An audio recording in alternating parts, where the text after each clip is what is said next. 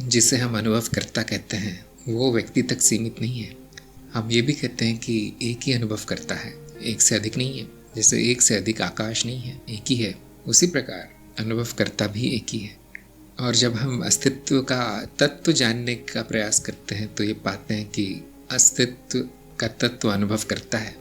तो दोनों बातें मिला देने पर ही पता चलता है कि अस्तित्व ही अनुभव करता है। और क्योंकि अनुभव अस्तित्व के बाहर नहीं हो सकता, जैसे कि अस्तित्व की परिभाषा है सब कुछ, उसमें सारे अनुभव आ जाते हैं। तो यदि अस्तित्व ही अनुभव करता है तो अस्तित्व में प्रतीत होने वाले अनुभव उसी को हो रहे हैं। तो इसका परिणाम ये निकलता है कि न जीव है, न मनुष्य है, न अहम है, न व्यक्ति है।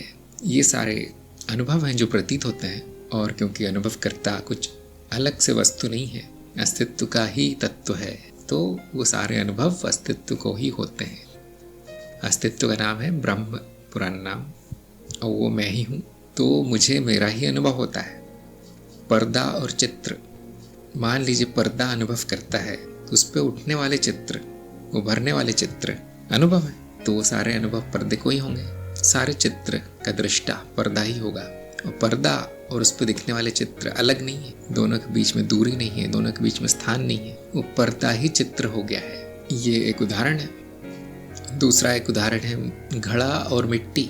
क्योंकि मिट्टी का रूप बदलता रहता है, किंतु मिट्टी और रूप एक ही है, एक ही वस्तु है।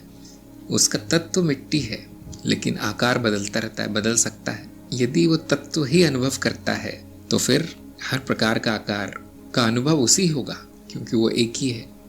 अनुभव और अनुभव करता एक ही है। जैसे मिट्टी और घड़ा एक ही है। मिट्टी को स्वयं का ही अनुभव होता है घड़े के रूप में, ऐसा हम कह सकते हैं। यदि मिट्टी को अनुभव करता मान लिया जाए तो, उसकी उपमा दी जाए तो, सभी अनुभव आभासिक ही हैं।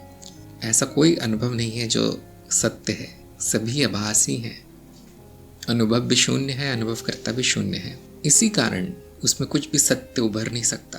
जो भी उभरेगा उसमें, जो भी प्रतीत होगा, आभासिक होगा, या हम कह सकते हैं मिथ्या होगा, माया होगा, उसमें केवल संभावना है और कुछ है नहीं। जिसे हम अनुभवकर्ता कहते हैं वो संभावना का अनंत सागर है, जिसमें स्वयं को अनुभव करने की क्षमता है।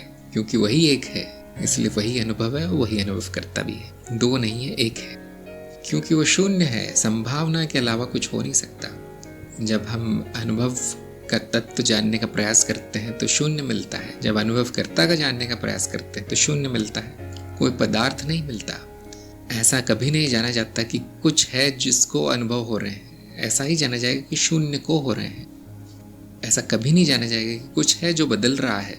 केवल इतना जाना जाता है कि परिवर्तन है, किसमें है वो कभी नहीं जाना जाता, इसलिए उसको शून्यता कहा गया है। अब बदल कैसे सकती है शून्यता? तो बदलती भी नहीं है, केवल संभावना मात्र है वहाँ पर। यदि वहाँ सच में कुछ होता और वो बदल रहा होता तो फिर वो संभावना नहीं कहते उसे फिर, और वो फिर उतना ही रह पाता। लेकिन हमारा अप्रोक्ष अनुभव कहता है कि कुछ भी प्रतीत हो सकता है, और इस कारण हम इस निष्कर्ष पर पहुंचते हैं कि वहाँ पे संभावना मात्र है, कुछ भी प्रतीत होने की संभावना है, क्योंकि दूसरा कुछ और है नहीं, कोई विकल्प दिखाई नहीं देता उसमें। ये संभावना ही परिवर्तन के रूप में प्रकट है, और ये शून्यता ही मैं हूँ। इसलिए फिर से वही निष्कर्ष निकलता है, परिणाम निकलता है कि मुझे मेरा ही अनुभव होता है, और ये अनुभव केवल संभावना मात्र है, उससे ज़्यादा कुछ नहीं। थोड़ी देर के लिए प्रतीत होता है, संभावना व्यक्त होती है, अनुभव प्रतीत होता है, वापस शून्य में विलीन होता है। जो शून्य से आया वो शून्य में चला जाता है, और ये शून्य ही दृष्टा है।